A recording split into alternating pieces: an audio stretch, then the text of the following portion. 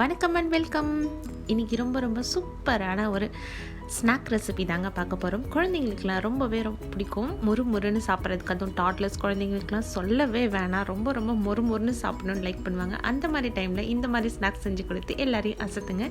இது முழுக்க ரவை வச்சு தாங்க செஞ்சுருக்கோம். ரவையும் அரிசி மாவும் வச்சு சேர்த்து செஞ்ச ஸ்நாக்ஸ் தாங்க.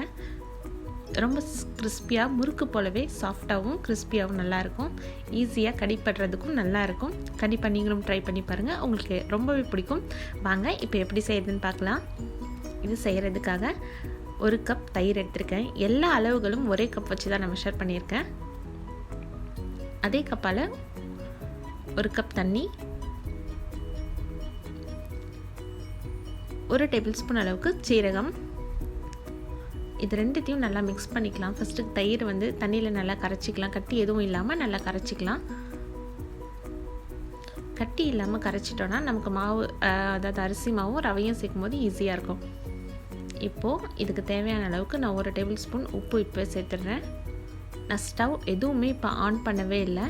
ஆஃப்லேயே வச்சு தான் பேனில் எல்லாத்தையும் மிக்ஸ் பண்ணிகிட்ருக்கேன். 1 கப் ரவை, 1 கப் அரிசி மாவு, இதுதான் இதில் சேர்க்குற மாவு ஐட்டம். வாசனைக்காக நீங்கள் கருவேப்பிலை இதெல்லாம் சேர்க்குறதுனாலும் சேர்க்கலாம், உங்களோட விருப்பம்தான். இது ரெண்டும் எல்லாத்தையும் இப்போ ஸ்டவ்வை ஆன் பண்ணிவிட்டு நல்லா அரிசி மாவு ரவை எல்லாம் நல்லா ஒன்றா மிக்ஸ் ஆகி வர அளவுக்கு பார்த்து கிண்டுங்க. ஸ்டவ் ஸ்லோ ஃப்ளேம்லேயே வச்சு கிண்டுனா கரெக்டாக இருக்கும். எல்லாம் கட்டிப்படாமல் நல்லா ஒன்று போல் நல்லா பைண்ட் ஆகி வருது பாருங்கள். பைண்ட் ஆகிட்டு நம்ம சப்பாத்தி மாவு எப்படி வருமோ அதே போல் நல்லா உருண்டு வரும் பாருங்கள். அந்த ஸ்டேஜில் அப்படியே ஸ்டவ் ஆஃப் பண்ணால் கரெக்டாக இருக்கும். நல்லா உருண்டு வந்துடுச்சு மாவு. நல்லா சப்பாத்தி மாவு எப்படி இருக்குமோ அதே போலவே இருக்கும். ரொம்ப ஹார்டாகவும் இருக்காது, ரொம்ப சாஃப்டாகவும் இருக்காது. கரெக்டான ஒரு கன்சிஸ்டன்சியில் இருக்கும். பேனில் நல்லா ஒட்டாமல் வந்துடுச்சு. இதுக்கு செய்யும்போது நீங்கள் நான்ஸ்டிக் பேன் யூஸ் பண்ணிங்கன்னா உங்களுக்கு கம்ஃபர்டபுளாக இருக்கும். மாவு ஃபுல்லாக நமக்கு ரெடி ஆகிடுச்சு.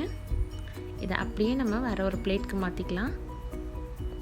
இந்த பிளேட்க்கு மாற்றி கொஞ்சம் நல்லா சூடு ஆறட்டும். கை பொறுக்கிற அளவுக்கு சூடு ஆறினா போதும்.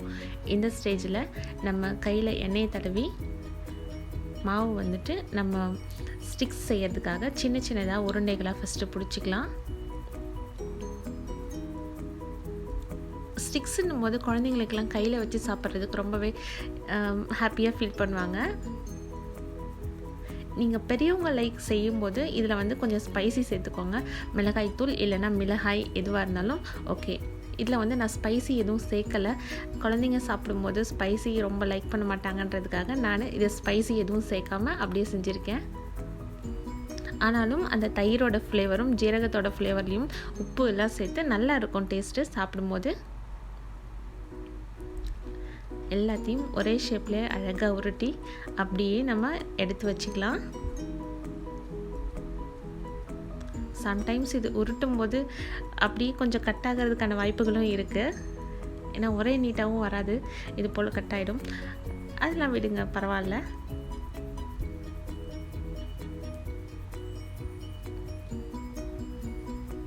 அவ்வளோதான். இது போல் எல்லாத்தையும் ஒரே ஷேப்பில் நான் உருட்டி எடுத்து வச்சுட்டேன். எடுத்து வச்சது எல்லாத்தையும் ஆயிலில் ஃப்ரை பண்ணலாம். இதில் கவனிக்க வேண்டிய விஷயம் என்னென்னா, ஆயில் ரொம்ப ஹீட்டில் வச்சிடாதீங்க. நார்மலாக மீடியம் ஹீட்டில் இருக்க மாதிரி ஸ்லோ ஃப்ளேம்லேயே வச்சு மெயின்டைன் பண்ணிக்கோங்க.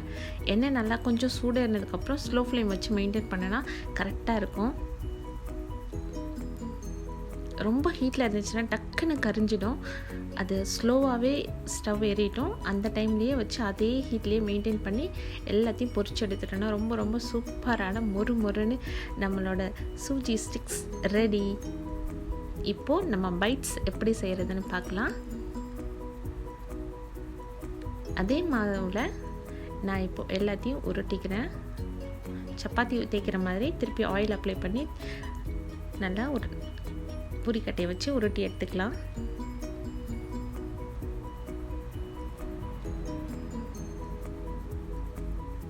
சைடு எட்ஜஸ்லாம் கொஞ்சம் கட் பண்ணிக்கலாம். எக்ஸஸாக இருக்க மாவெல்லாம் ரொம்ப திக்காகவும் இருக்கக்கூடாது, ரொம்ப தின்னாகவும் இருக்கக்கூடாது.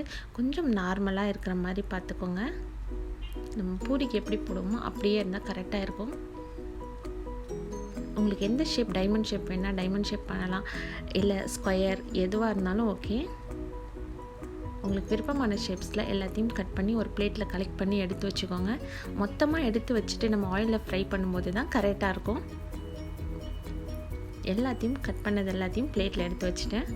இப்போ அப்படியே ஆயிலில் மெதுவாக எல்லாத்தையும் போட்டு 2 பக்கமும் ஈவனாக குக் ஆகி வர மாதிரி பார்த்து எடுத்துக்கோங்க. இப்போவும் சொல்கிறேன், ஆயில் வந்து ரொம்ப ஹீட்டில் இருக்க மாதிரி வேண்டாம். ஸ்லோ ஃப்ளேம்லேயே வச்சு நார்மல் ஹீட் மெயின்டைன் பண்ணி எடுத்தால் தான் கரெக்டாக இது கோல்டன் கலரில் வரும்.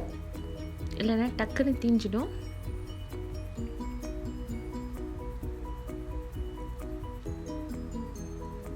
நல்லா சூப்பராக ஒரு முருன்னு 2 பக்கமும் நல்லா கோல்டன் கலரில் வந்துடுச்சு.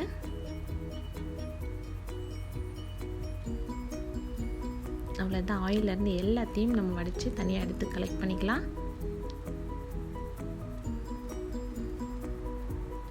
ரொம்ப சூப்பரான இந்த டீ டைம் ஸ்நாக்ஸை நீங்களும் உங்கள் வீட்டில் செஞ்சு பாருங்கள். கண்டிப்பாக எல்லாருக்கும் ரொம்பவே பிடிக்கும். இது ஒரு டீ ஸ்டிக்ஸாக செஞ்சாலும் ஓகே, இது போல் பைட்ஸாக செஞ்சாலும் ஓகே. உங்களுக்கு விருப்பமான ஷேப்ஸில் செஞ்சு உங்கள் வீட்லேயும் என்ஜாய் பண்ணுங்கள்.